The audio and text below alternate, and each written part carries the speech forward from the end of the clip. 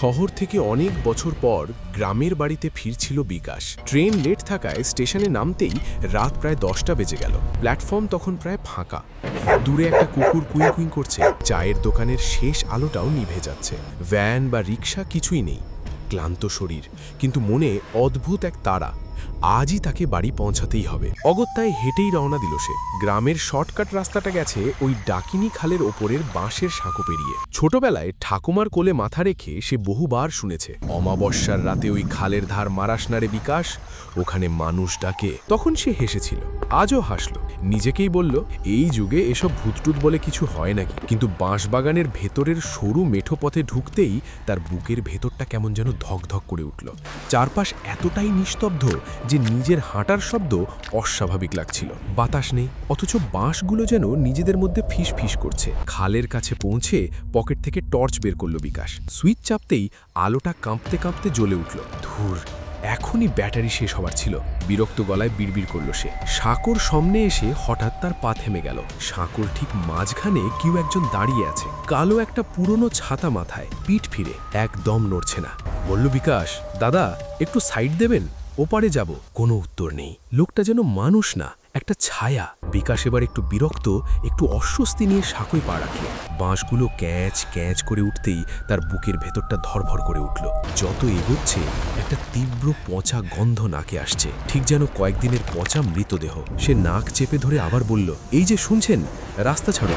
ঠিক তখনই আকাশ চিরে বিদ্যুতের তীব্র ঝলকানি। 1 সেকেন্ডের জন্য চারপাশ দিনের মতো উজ্জ্বল হয়ে উঠল। আর সেই আলোতেই বিকাশের বুকের রক্ত যেন জমে বরফ হয়ে গেল। লোকটার দুটো পায়ের পাতাই উল্টো দিকে ঘোরানো। বিকাশের চোখ কোটর থেকে বেরিয়ে আসতে চাইছে।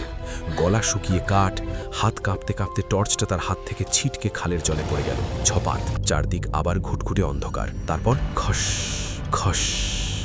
লোকটা ধীরে ধীরে ছাতাটা বন্ধ করল। সেই শব্দটা যেন মানুষের না, কবরের ঢাকনা খোলার মতো। হঠাৎ বরফের মতো ঠান্ডা একটা হাত খপ করে বিকাশের বাঁ হাতটা চেপে ধরল। এত ঠান্ডা যেন মৃত মানুষের শরীর। বিকাশ আতঙ্কে কাঁপতে লাগল। নিঃশ্বাস আটকে আসছে। তার কানের একদম কাছে একটা ভাঙা ঘরে গলা ফিসফিস করে উঠল, এত বছর পর এলি বিকাশ, আমাকে একা ফেলে কোথায় যাবি? বিকাশের মনে হলো বুকটা ফেটে যাবে। সে কোনোভাবে হাতটা ছাড়িয়ে নিয়ে পেছন ফিরে প্রাণপণে দৌড়াতে শুরু করলো। কাদা ছিটকে কাপড়ে লাগছে, গাছের ডাল মুখে আঁচড় কাটছে। সে শুধু দৌড়াচ্ছে, আর পেছনে পচাক পচাক পচাক ভারী পায়ের শব্দ। তার সাথে একটা অমানসিক গোঙানি, যেন কেউ অধমরা গলায় কাঁদছে। বিকাশ কান্নার মতো গলায় বলতে লাগলো, বাঁচাও, কেউ বাঁচাও। কিন্তু গ্রামের সেই পথে তার চিৎকার গিলে খেল অন্ধকার। দৌড়াতে দৌড়াতে হঠাৎ সে গ্রামের পুরনো শিব মন্দিরের সামনে এসে পড়ে গেল। হাঁটু ছোড়ে রক্ত বেরিয়ে এলো।